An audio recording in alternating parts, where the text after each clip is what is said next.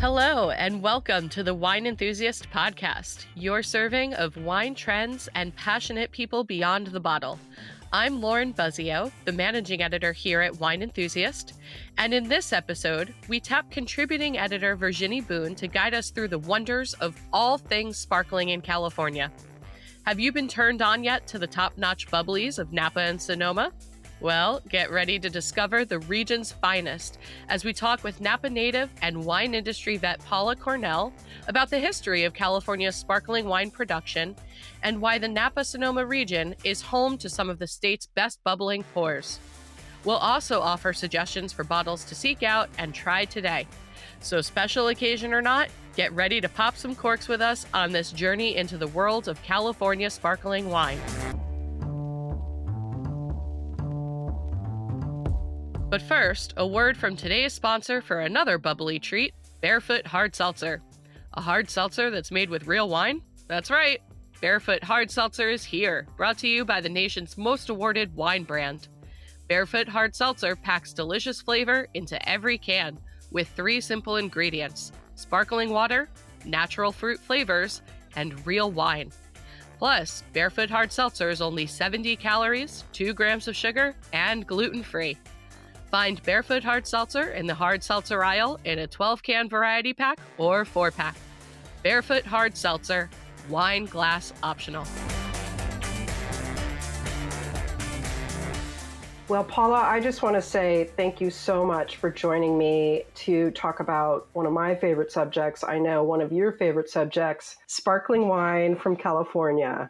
Part of the reason I wanted to talk to you specifically, and we'll get to many of the reasons, but the first one is because you really have a long history with sparkling wine because of your dad, Hans Kornell. And so I wanted you to give me a little bit of background. My understanding is at one point he was the leading producer of sparkling wines in the Napa Valley. So give me a little bit of background about his place in California. Well, thank you very much for having me. I'm so glad to be having a conversation with you, my dear. My father was born and raised in Germany and went to University of Geisenheim in Germany and studied winemaking. His great-grandparents and his far distant uncle all were in the German sect business in Germany. So German sect being German sparkling wine. He worked with his family, and unfortunately, in the middle of working with his family and having a good time skiing, he was captured by the Nazis and put in Dachau for 18 months. So his time being in the wine business in Germany was short-lived. Ended up getting 24 hours to get out of Germany after being in Dachau for 18 months. Went to London, and then quickly came to the United States with this, a sundry history of stories that the ship that he was on was bombed getting to New York. You can't write this stuff. It's pretty amazing. But he came to the United States and actually went from New York straight to the Midwest, to Ohio and Missouri, because at that time, that's where was one of the leading wine growing areas of the United States. So after being there for about a year and a half is when he came to California and started in Sonoma County and started making his own sparkling wine, which was then called Hans Kornell Third Generation Champagne. And if any of you are familiar with Sonoma, which I know you are, it was located where the Safeway store is now in the town of Sonoma, which was where his winery was. Wow. I mean, that you do have to write a book or a movie script or something at some point because that is quite a remarkable, feat to one survive, to get to America, to land, anywhere where somebody might be making wine, and then to come now, what is considered one of the premier wine regions of the United States, Sonoma. But how could he have known all that? I mean, was this 1950s, 1940s? Yeah, I think it was the late 1940s, so early 1950s is when he started his winery in Sonoma, which I think was 52. And once he was in the United States, he started learning more about California and the California wine business, and that this was the sort of the land of plenty. And that's when he showed up in Sonoma County. He showed up with, I don't know, I think it was some broken down car with a horse trailer, because if you knew my father, you also knew that his biggest love, other than his family and his wines, it was his animals. Well, that's been passed down to you, I see, because Not you the are only crazy. definitely, yeah.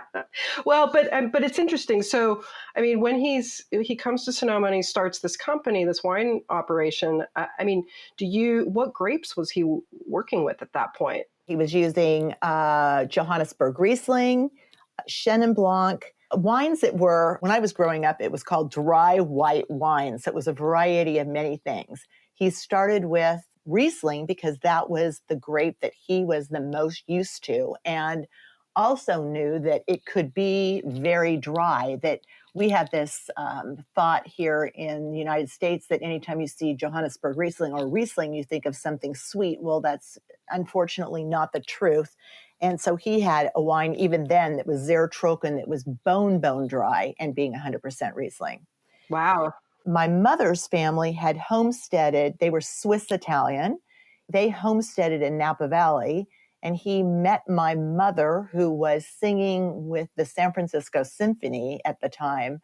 And actually, they met because my grandfather, my mother's father, was looking for some bubbles to have for one of her recitals. And the salesperson at the City of Paris store in downtown San Francisco is the one that actually had introduced the two of them. That is okay. That goes into the book, the movie as well. I mean, on the one hand, it seems like much simpler times, and yet, not simple at all if you think of your dad's journey here and all the that he had to overcome. But they meet. Is that sort of after the all the bubbles that they enjoy, and then they get married? Is that when your dad sort of moves the wine production Correct. to Napa Valley? Okay. When they were dating, he was still in Sonoma, and then Italian Swiss Colony had this warehouse on Larkmead Lane right between St. Helena and Calistoga. And they pulled their dollars together, I think borrowed everything they possibly could to purchase that building. Now it's on the label of Frank Family Wines, but it's right down the road from Larkmead Vineyards. That's where Hans Kornell Champagne started, from the third generation now to his own brand. And that's where most everyone knew the brand for 38 years. Yeah. And so, around that time, who would have been some of his contemporaries? They're really, contemporaries. There was a very small group of vintners. I mean, I remember as a kid going to Napa Valley vintner meetings, and there was probably a dozen vintners. It was, there would be the Robert Madavi, there'd be Peter Madavi, there'd be Roy Raymond from Raymond. There would be, it was just a small, there was Louis Martini. There were just all these family wineries that were trying to make it, and everyone was working together. It was definitely a time when everyone did work together, and there was nothing that you could go out and buy the bigger, the better. This was all hard work, and you just put one foot in front of the other to survive. Yeah. I mean, it's crazy to think that really wasn't that long ago, and that you have these memories, and, you have contemporaries of your own who have those memories. And it's just, it's inconceivable how young ultimately the California wine industry is. Yeah, I think we forget that. I think we think that it was always this glamorous, we're basically glorified farmers. And it was a time when, all the kids, we all did every job in our wineries. And it wasn't looked at necessarily as work. It was just part of the things that you did. Yeah, it was just normal life for you. So you grew up on that winery. I didn't grow up there. We lived on another old family property that was my mother's family's property, but we spent so much time in that building. That building was just like someone that sat down at your dining room table. It was, a great old sort of a haunted winery that you could play hide and go seek in. You could do just about everything. My first job was selling peacock feathers, walnuts, and prunes in front of the tasting room. Okay, that doesn't happen anymore in the Napa Valley, I just No, want to say. no, not at all. But we did, I mean, at least for me, I did every single job when in starting my business, going over to Rack and Riddle and looking at how the sparkling wine business has become so automated.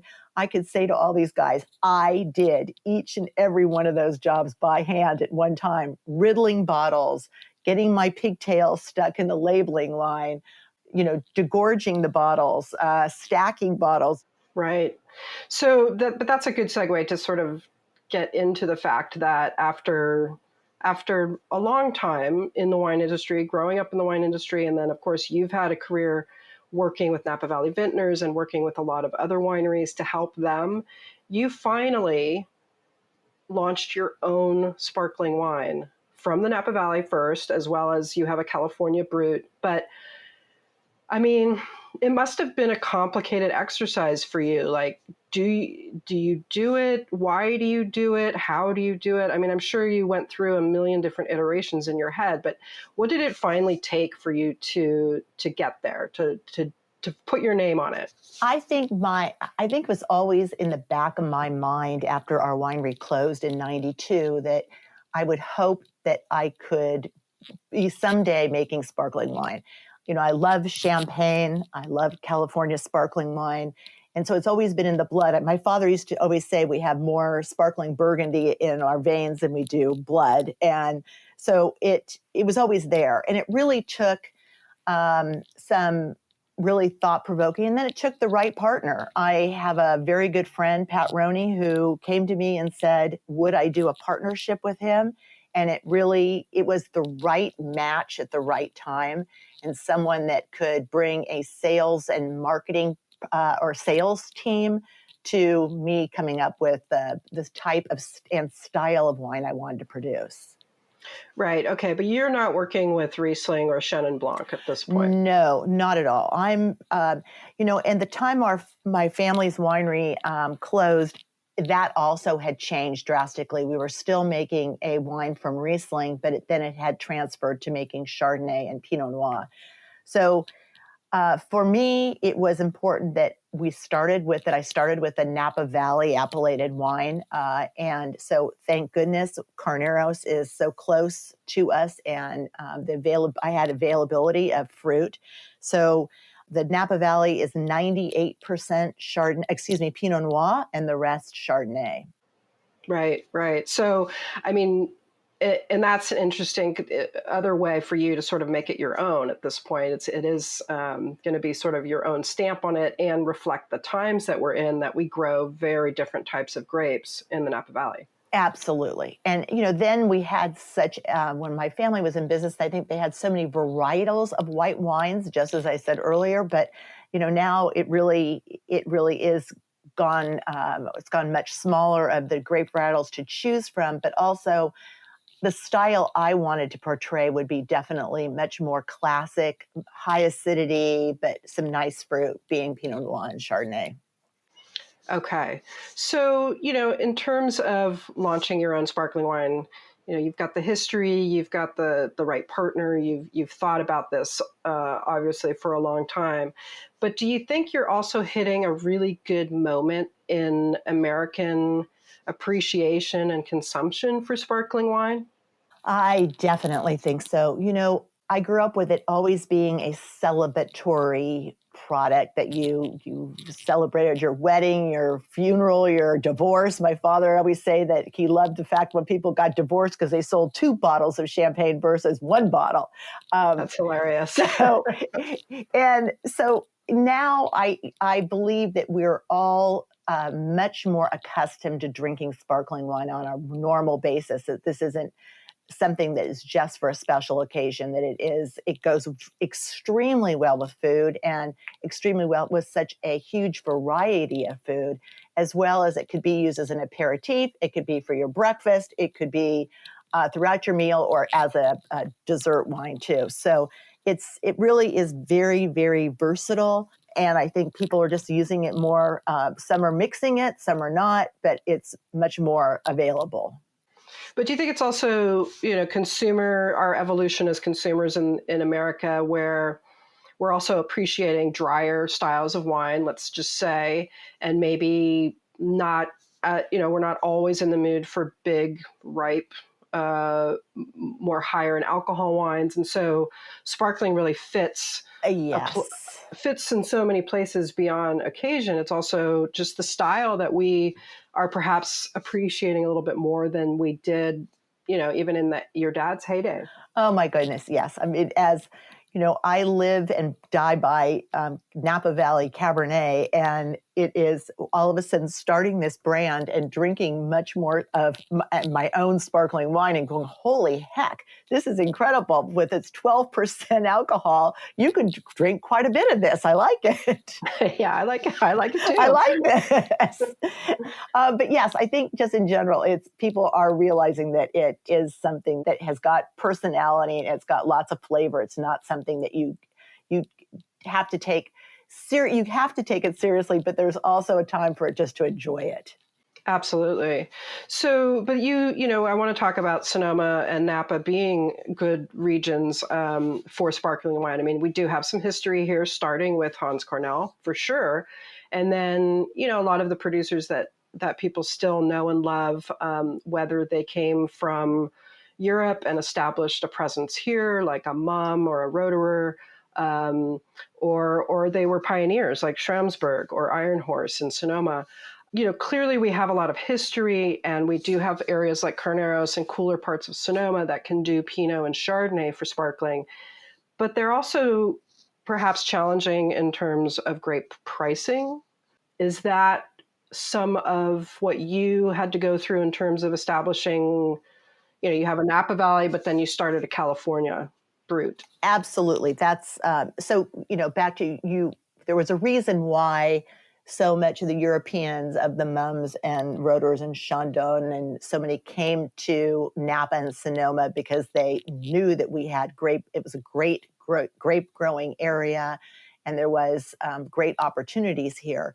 So now, even if you look at so many of those brands, you'll also see that Napa Valley or Sonoma is not necessarily on some of their lower price wines. Everybody's had to go somewhere different just because of the fact that the price of grapes is so incredibly high, not only here in Napa and Sonoma, but now in Anderson Valley also. We're just blessed that we have great fruit here.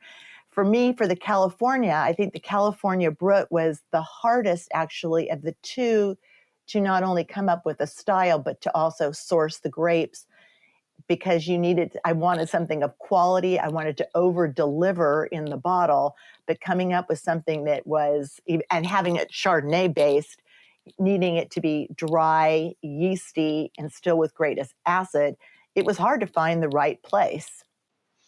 Yeah, of course. And, and then you're also dealing with the fact that sparkling wine takes time on tirage, or there's more time in the bottles before release in some of these instances.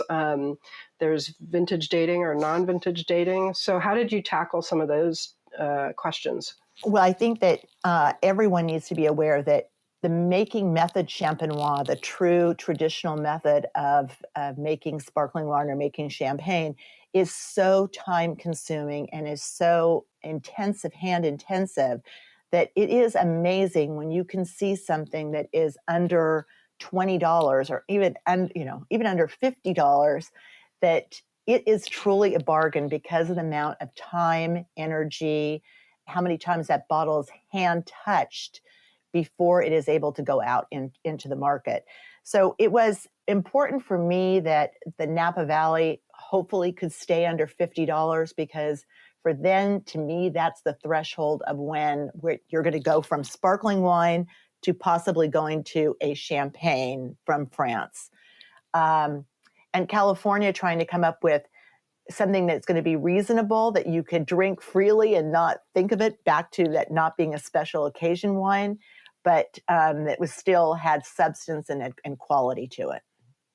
Yeah, absolutely. I mean, it's interesting over time to see a lot of, producers that are really focused on still wines sort of try to make a sparkling or two just sort of for fun or to greet visitors when they come to their tasting rooms or for winemaker dinners. But it's not the easiest thing to just churn out on the side, as to your point.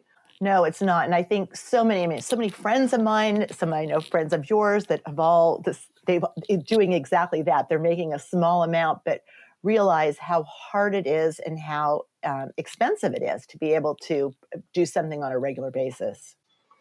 Yeah. So let's talk about a little bit, a lot of the producers that I taste regularly and admire are more traditional sparkling wine houses. I mean, Iron Horse in Sonoma, family owned. I'm sure you know them well. Yep. I think, they are pretty much all estate fruit. They've been very devoted to sparkling for a long time. I think some of the wines they make, like their wedding cuvee, is just year after year is just a really well-made sparkling wine. I imagine you might have some others that you like from them. I like all of their wines, actually. And I also, what I love about what Iron Horse does is they have not so many, but they do a couple of different wines that they're giving back to either to animals or to wildlife or something. And so they've been just great about that. But the wines are always stellar. Yeah, and very classic, very dry, very, they're relying a lot on Pinot Noir and Chardonnay, and I don't think they have Pinot Meunier. That seems to be much harder to find in most California sparkling wines. I think it is now. It used to be, I mean, maybe 10 years ago, it was much more prevalent, and I don't know if it was just the fact that it didn't grow as well or that it was too costly to grow. I honestly don't know, but you don't see very much anymore.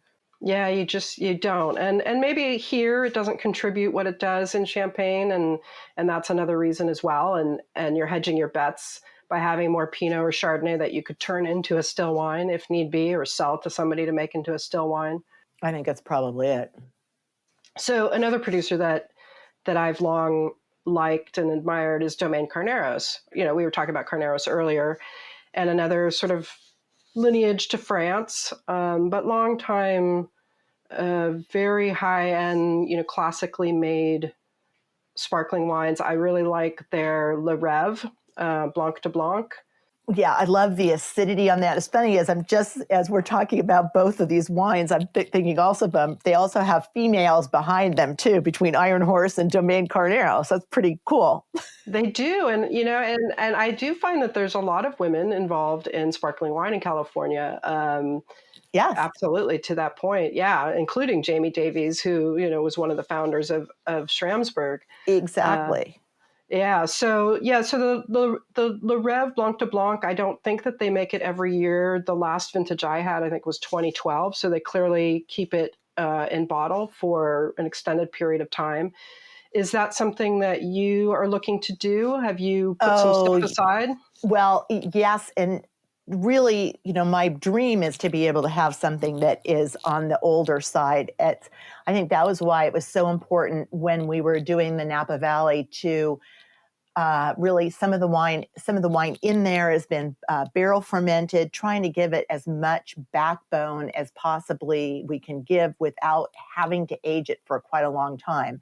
But yes, this harvest will be producing a Blanc de Blanc. And hopefully we're going to be able to age that for at least 4 years. We'll see, but we're hoping that we can get as much age as possible on it. But what I do love about Domaine Carneros is that dry and that the acidity and the yeastiness is a great blend together. Yeah. And, the other thing thinking about Schramsberg was I've noticed some of the wines that I've really liked from them most recently are actually vineyard designated sparklers. And so I think one of the ones that came to mind was they were working with great vineyard, Hyde Vineyard, which many people know for their Chardonnay. And they made a Blanc de Blanc that the last one I had, I think, was 2014. But I think it's interesting to vineyard designate sparkling. I haven't seen as much of that. What do you think? Is that interesting? Do you think that consumers are drawn to that, who maybe they don't know the producer, or maybe they're not drinking as much sparkling wine as they could, and this might be a good way to reach them?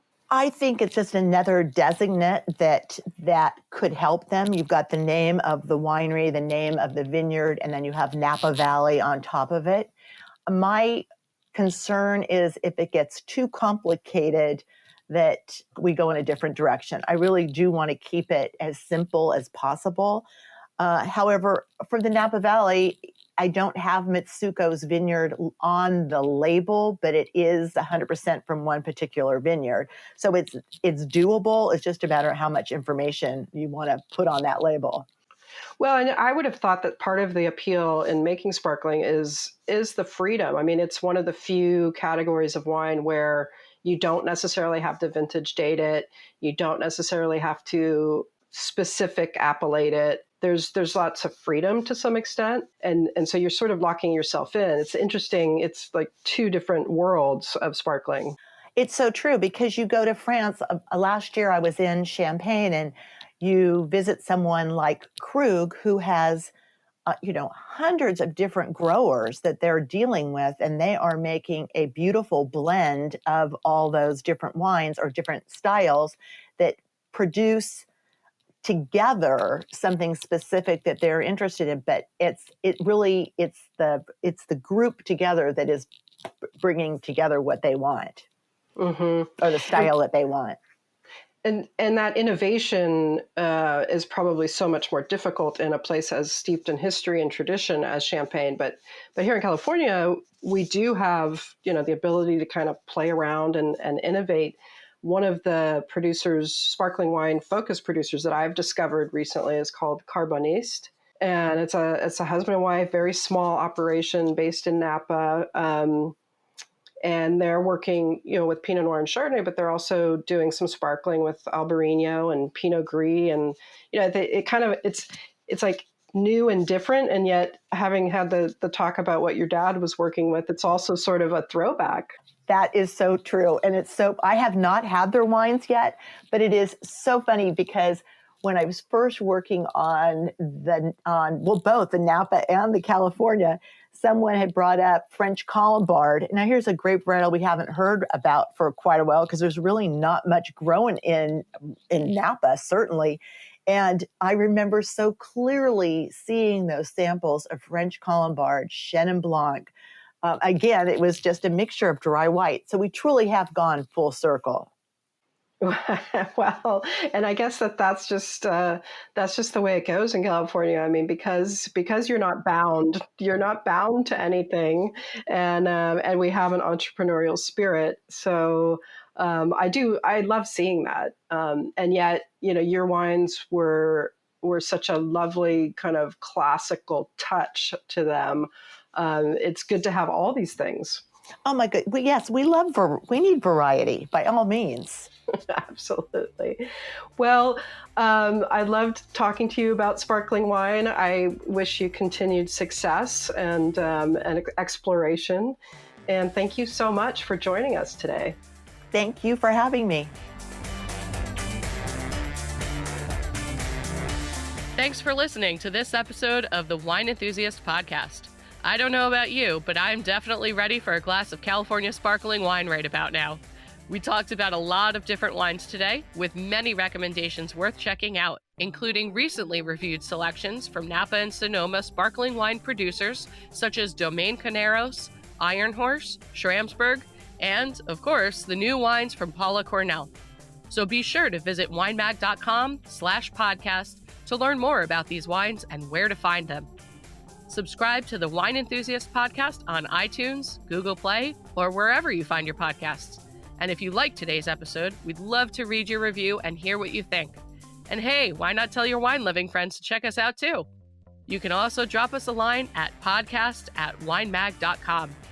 For more wine reviews, recipes, guides, deep dives, and stories, visit Wine Enthusiast online at winemag.com and connect with us on Instagram, Facebook, and Twitter @Wine Enthusiast. The Wine Enthusiast Podcast is produced by Lauren Buzzio and Jenny Groza. Until next episode, cheers.